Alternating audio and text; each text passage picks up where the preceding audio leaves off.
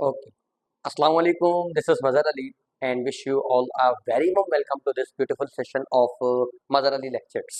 एक और लेक्चर है हमारे उसी प्यारे से यूनिट का that is called the cell structure and function, जिसमें आज हम बात करने वाले हैं एंडोप्लाज्मिक रेटिक्यूलम। जी हाँ, एंडोप्लाज्मिक रेटिक्यूलम। अब तक इस यूनिट के अंदर हमने बहुत सारी बातें ऑलरेडी कर चुके हैं। Well, endoplasmic reticulum, endo word का मतलब होता है इनसाइड, ठीक है जी, इनसाइड। प्लाज्मिक, प्लाज्मा या प्लाज्म, साइटोप्लाज्म, यहाँ पे हम लिख देते हैं साइटोप्लाज्म, जो कि हम प्रीवियस वीडियो में अच्छी तरीके से डिस्कस भी किए हुए हैं।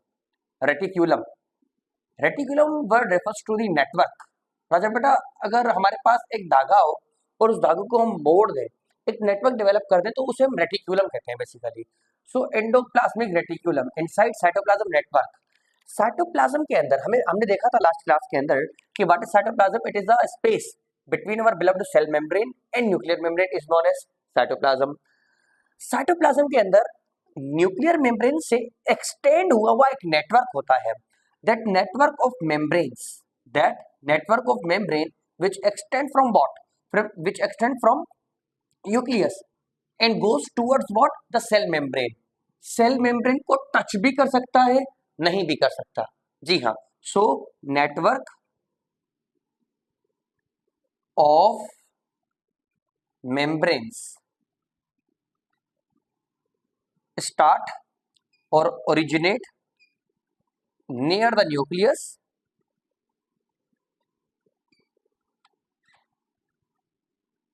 To cytoplasm. ठीक है, समटाइम ये सेल मेम्ब्रेन को भी पहुंच जाता है। क्या?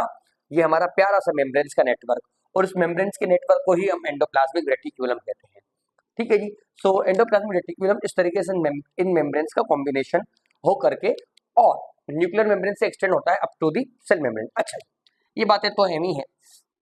देखें, ये दो मेम्ब्रेन्स के दरमियान जो स्पेस है ना, इसे हम एंडोप्लाज्मिक स्पेस भी कह सकते हैं। It can be called as endoplasmic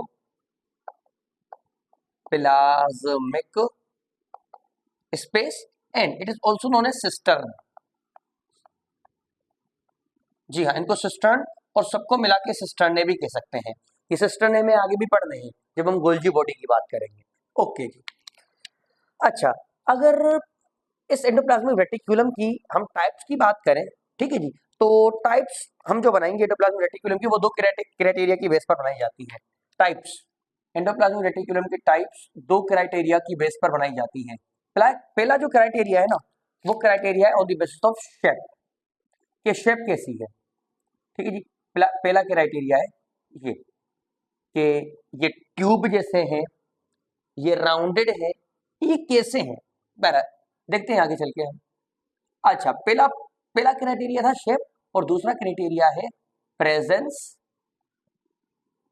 and absence of what, of our beloved ribosome.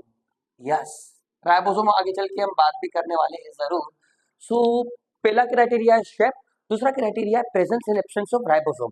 क्या मतलब हुआ इसका? देखिए राजा बेटा, समटाइम हम देखेंगे कि राइबोसोम, समटाइम हम देखेंगे कि एंडोप्लाज्मिक रेटिक्यूलम हमें इन मेम्ब्रेन्स की फॉर्म में मिलेगा। That type of endoplasmic reticulum is known as cistern. उन्हें हम सिस्टर्न एंडोप्लाज्मिक रेटिक्यूलम कहते हैं। अच्छा, कुछ सेल्स के अंदर एंडोप्लाज्मिक रेटिक्यूलम ट्यूब्स की फॉर्म में मौजूद होता है। जी हाँ, in the form of what, in the form of tubes. वो सेल भी ऐसे ट्यूब लाइक होते हैं। ट्यूब जैसे सेल्स के अंदर ट्यूब लाइक ही हमारा प्यारा सा एंडोप्लाज्मिक रेटिक्यूलम मौजूद होता है। तो ऐसे काइंड के एंडोप्लाज्मिक रेटिक्यूलम को ट्यूब लाइक एंडोप्लाज्मिक रेटिक्यूलम कहा जाता है। Tube like, not tube light, it is tube like. ठीक है जी। अच्छा, और सम सेल्स के अंदर तो एंडोप्लाज्मिक रेटिक्यूलम इस तरीके से इलोंगेटेड मीनारों की फॉर्म में मौजूद होता है। मीनार बने हुए होते हैं ना, जिस तरीके से उन मीनारों की सूरत में मौजूद होता है, उसे तो हम इलोंगेटेड एंडोप्लाज्मिक रेटिक्यूलम कह देते हैं। इलोंगेटेड एंडोप्लाज्मिक रेटिक्यूलम, ये on the basis of shape हम टाइप्स देख रहे हैं। ठीक है जी। पहली टाइप थी सिस्टर्न, जो कि मेम्ब्रेनस फॉर्म में होते हैं, ट्यूब लाइक। जो कि ट्यूब जैसे होते हैं, then our beloved elongated. Okay, यहाँ तक तो कोई एतराज नहीं होगा। दूसरा क्राइटेरिया है presence and absence of ribosome. देखिए राजा बेटा, राइबोसोम हम आगे चल के पढ़ने वाले हैं, लेकिन आपको अगर मालूम नहीं है तो आप इतना जरूर याद रखिए, ribosome it is a protein factory. इसे हम प्रोटीन फैक्ट्री कहते हैं। What is protein? Is the polymer of amino acid. What is amino acid? Is the organic molecule which contain carboxyl group, amino group and hydrogen having radical group as well. Proteins, ठीक है राजा बेटा, protein factory है हमारा प्यारा सा ribosome. Well, इसकी बात हम आगे जरूर करने वाले हैं। देखें, कुछ ऐसे एंडोप्लाज्मिक रेटिकुलम है जिन पर राइबोसोम अटैच्ड होता है, और जिन पर राजा बेटा राइबोसोम अटैच हो गया ना, उनका सरफेस रफ हो जाता है इंस्टेड ऑफ स्मूथ। ठीक है जी, उनका सरफेस क्या हो जाएगा? रफ। तो that type of endoplasmic reticulum are known as, उन्हें हम रफ एंडोप्लाज्मिक रेटिकुलम कहते हैं। ठीक है जी, जिन पर राइबोसोम अटैच्ड होगा, और जिन पर ऑफकोर्स राइबोसोम अटैच नहीं होगा, जो कि पीछे वाले होते हैं, उन्हें हम स्मूथ एंडोप्लाज्मिक रेटिकुलम कहते हैं। स्मूथ एंडोप्लाज्मिक रेटिकुलम कहते हैं। आगे चल के हम ये भी देखने वाले हैं कि राइबोसोम ऐसा क्यों होता है कि आगे वाले ही एंडोप्लाज्मिक रेटिकुलम पर अटैच होता है, पीछे वाले पर अटैच क्यों नहीं होता?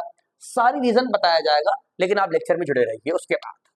चलिए जी, तो अब तक हमने देख लिया कि endoplasmic reticulum is a membranous system which extend from nucleus up to the cell membrane और a considerable length of what? The cytoplasm.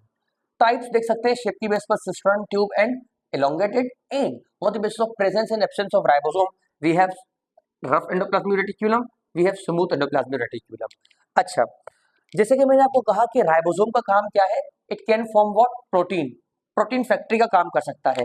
और प्रोटीन, अगर आप प्रोटीन की डेफिनेशन चाहते हैं तो वो भी मैं आपके लिए लिख देता हूं। व्हाट इज प्रोटीन राजा बेटा? तो protein it is an polymer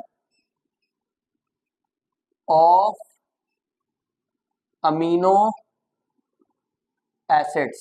amino acids जो है ये ऑर्गेनिक मॉलिक्यूल्स होते हैं। ये बात हम जरूर आगे चल के करने वाले हैं। ठीक है जी, आगे बढ़ते हैं। तो ये बात हमने की है राइबोसोम के बारे में जी। अच्छा, राइबोसोम प्रोटीन बनाते हैं, और राइबोसोम जिन एंडोप्लाज्मिक रेटिकुलम पर अटैच्ड है वो रफ एंडोप्लाज्मिक रेटिकुलम वाले हैं। तो आप याद रखिए कि नॉर्मली तो सेल के अंदर क्या होता है कि number of rough endoplasmic reticulum equals to the smooth endoplasmic reticulum, लेकिन कुछ सेल के अंदर रफ एंडोप्लाज्मिक रेटिकुलम का नंबर ज्यादा होता है, जी हाँ, और कुछ के अंदर स्मूथ एंडोप्लाज्मिक रेटिकुलम का नंबर ज्यादा होता है। कौन से हैं वो सेल जिनमें रफ एंडोप्लाज्मिक रेटिकुलम का नंबर ज्यादा होगा? प्रोटीन फॉर्मेशन वाले सेल्स, जो कि प्रोटीन फॉर्मेशन करते हैं, जहां इलाबोरेटली प्रोटीन फॉर्मेशन होती है। और वो कौन से सेल हैं? जी हाँ, वो हमारे लीवर के सेल हैं, जिन्हें हम हिपेटोसाइट कहते हैं। जी हाँ, हिपेटोसाइट्स। तो हिपेटोसाइट के अंदर बहुत ज्यादा नंबर मौजूद होगा हमारे प्यारे से रफ एंडोप्लाज्मिक रेटिकुलम का। क्यों? क्योंकि उनका काम क्या है? प्रोटीन फॉर्मेशन का। तो प्रोटीन फॉर्मेशन में रोल है हमारे प्यारे से रफ एंडोप्लाज्मिक रेटिकुलम का। स्मूथ एंडोप्लाज्मिक रेटिकुलम ये उन सेल्स में मौजूद होंगे जो कि लिपिड बनाते हैं, लिपिड फॉर्मेशन वाले सेल्स। अच्छा राजा बेटा, अब लिपिड फॉर्मेशन सेल्स कहाँ होंगे? देखिए, लीवर के अंदर भी लिपिड फॉर्मेशन होती है। तो हिपेटोसाइट पहले मौजूद है तो हम नहीं लिख रहे, हम यहाँ पे लिख देते हैं एडिपोसाइट्स। व्हाट आर एडिपोसाइट राजा बेटा? They are the cells of adipose tissue. And what are adipose tissue? Adipose tissue they are the tissue which are responsible for storage of what? Storage of our beloved fats into them. That is what is called adipose tissue, and these are the cells of adipose tissue. There is no fun in explaining that. Again, rough endoplasmic reticulum का number ज्यादा होगा protein formation वाले cell में, जो कि hepatocytes हैं। Smooth endoplasmic reticulum का number ज्यादा होगा लिपिड फॉर्मेशन वाले सेल्स में, जो कि एडिपोसाइट है। As simple as that. ये टाइप्स है on the basis of presence and absence of ribosome. Ribosome आगे वालों पर अटैच्ड होता है, पीछे वालों पर नहीं। रीजन आगे चल के देखने वाले हैं। अच्छा, इतनी बात तो हमें समझ में आ गई कि जिन सेल्स में प्रोटीन फॉर्मेशन हुई होगी, जैसे कि हिपेटोसाइट, ग्लैंड सेल्स भी हो सकते हैं, और भी सेल्स हो सकते हैं। मैंने just for sake of understanding ये एक एक एग्जाम्पल लिखी है। अच्छा, ये एंडोप्लाज्मिक रेटिकुलम की टाइप्स हो गई। ठीक है जी। अच्छा, इसके अलावा अब हम देखने जा रहे हैं इनके फंक्शन कौन कौन से हैं। फंक्शन बहुत इंपॉर्टेंट है, हर ऑर्गेनल में हम उसी तरीके से डिस्कस करने वाले हैं। देखें जी, endoplasmic reticulum being a membranous and network in nature, ये बहुत ही बड़ा एरिया प्रोवाइड करते हैं जहां पर रिएक्शंस होते हैं। क्या मतलब है इसका? देखिए, से फॉर एग्जांपल ये हमारे पास, ये एक हमारे पास मॉलिक्यूल है, इसको हमें ब्रेक करना है इनटू स्मॉलर मॉलिक्यूल। ये कोई भी एक मॉलिक्यूल था, से फॉर एग्जांपल ये एक 3 ग्लूकोज का कॉम्बिनेशन है, just for the sake of understanding. 3 glucose का मॉलिक्यूल, इसको ब्रेक कर दिया गया इनटू व्हाट, इसको ब्रेक कर दिया गया इनटू 3 ग्लूकोज। 3 ग्लूकोज के अंदर ये ब्रेक हो गया। अच्छा, अब ये जो ब्रेक हुआ है, यानी ये जो रिएक्शन यहाँ पर परफॉर्म हुआ है ना, ये रिएक्शन परफॉर्म करने के लिए जो प्लेस प्रोवाइड करेंगे ना, जो प्लेटफॉर्म प्रोवाइड करेंगे, वो हमारे प्यारे से एंडोप्लाज्मिक रेटिक्यूलम है। जी हाँ, बीइंग ए मेम्ब्रेनस, ये कहेंगे कि आओ हमारे ऊपर रिएक्शन परफॉर्म करो क्योंकि हमारे पास जगह बहुत है। ठीक है जी। अच्छा, नंबर 2, इसी तरीके से किसी चीज को अगर सेल से बाहर जाना है तो एंडोप्लाज्मिक रेटिक्यूलम कहेंगे आ जाओ, हमारे ऊपर से होते हुए आप जल्दी से सेल से बाहर चले जाओ, अदरवाइज आपको टाइम भी लग सकता है, हमारे थ्रू आप सेल से बाहर इजीली चले जाएंगे। इसी तरीके से आने वाली चीज का भी ये वेलकम करेंगे। कोई चीज आ रही है, उनको ये वेलकम करेंगे। जी हाँ, ग्रैंड वेलकम होगा उनका। जी, ग्रैंड वेलकम होगा और चीजों को अंदर लाया जाएगा। तो इस तरीके से ट्रांसपोर्ट ऑफ दी सब्सटेंस में भी राइबोसोम इन्वॉल्व है, I mean endoplasmic reticulum involve है ट्रांसपोर्ट के अंदर भी, transport of substance in and out of the cell. Number 1 reaction के लिए प्लेस, नंबर 2 ट्रांसपोर्ट में इन्वॉल्व।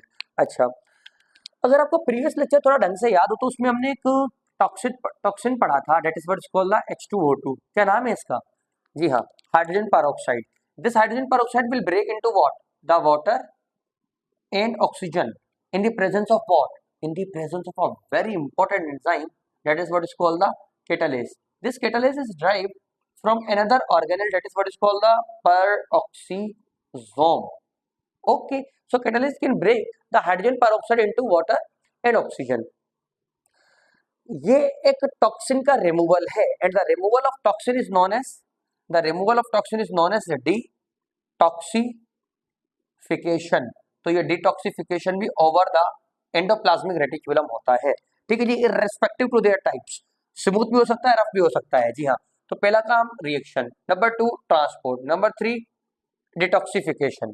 अच्छा जी, उसके अलावा चीजें, बहुत सारी ऐसी चीजें हैं जिनको ये स्टोर करते हैं। I love to mention the name of what, the name of calcium ion. जी हाँ, कैल्शियम आयन, वो भरमार कैल्शियम आयन की स्टोर हो जाती है एंडोप्लाज्मिक रेटिकुलम के अंदर। और आजा बेटा, कैल्शियम आयन का रोल याद रखिएगा, कैल्शियम आयन के बहुत सारे रोल्स हैं हमारी बॉडी के अंदर। कौन कौन से रोल्स हैं? देखें, ये इन्वॉल्व होती है in the muscle contraction, calcium ion, bone और टिथ को स्ट्रॉन्ग बनवाना इनका काम है जी, bone and teeth. Number 2 action potential के ट्रांसमिशन में इनका रोल है, कैसे बताता हूं। एक्सोसाइटोसिस में इनका रोल है। तो देखिए कितने सारे इनके रोल हैं, किसके? कैल्शियम आयन के। और उनको स्टोर किसने किया हुआ है? हमारे प्यारे से एंडोप्लाज्मिक रेटिकुलम ने। ठीक है राजा बेटा।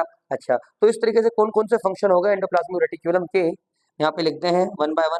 सबसे पहला काम जो था वो ये है कि सबसे पहला काम रिएक्शन के लिए प्लेस प्रोवाइड करना, नंबर 2 ट्रांसपोर्ट में हेल्प करना, नंबर 3 के स्टोरेज ऑफ द थिंग, नहीं, नंबर 3 डिटॉक्सिफिकेशन। अच्छा जी, नंबर 4 की चीजों को स्टोर करना, जैसे कि कैल्शियम आयन। ठीक है जी, तो ये कुछ फंक्शन है एंडोप्लाज्मिक रेटिकुलम के। एक और बात जो आपको बताना चाहूंगा वो ये कि जिस तरीके से हमने कल देखा था कि साइटोप्लाज्म के भी मुख्तलिफ नेम होते हैं अलग अलग सेल्स के अंदर। In case of muscle cell we called the cytoplasm as sarcoplasm. ठीक है जी, in case of neuron we called it axoplasm. इसी तरीके से हमारा प्यारा सा जो एंडोप्लाज्मिक रेटिकुलम है ना, एंडोप्लाज्मिक रेटिकुलम मसल सेल्स के अंदर, आप एक सेल याद रखिए सिर्फ, मसल सेल्स के अंदर, in case of muscle cell the endoplasmic reticulum is known as sarcoplasmic reticulum. ठीक है जी, अच्छा, लास्ट में मैं आपको ये भी बता दूं कि किसने साइटोप्लाज्म को डिस्कवर करा था। जी, पहले साइंटिस्ट है पोर्टर और दूसरे साइंटिस्ट का नाम है कैलमैन। ठीक है जी, तो इसके साथ हमारा लेक्चर जो है वो वाइंड अप होता है, जिसके अंदर हमने एंडोप्लाज्मिक रेटिक्यूलम, उसकी टाइप्स और उसके कुछ फंक्शन हमने डिस्कस किए हैं। अब आपसे मुलाकात होगी नेक्स्ट लेक्चर में। टिल देन अल्लाह हाफिज़।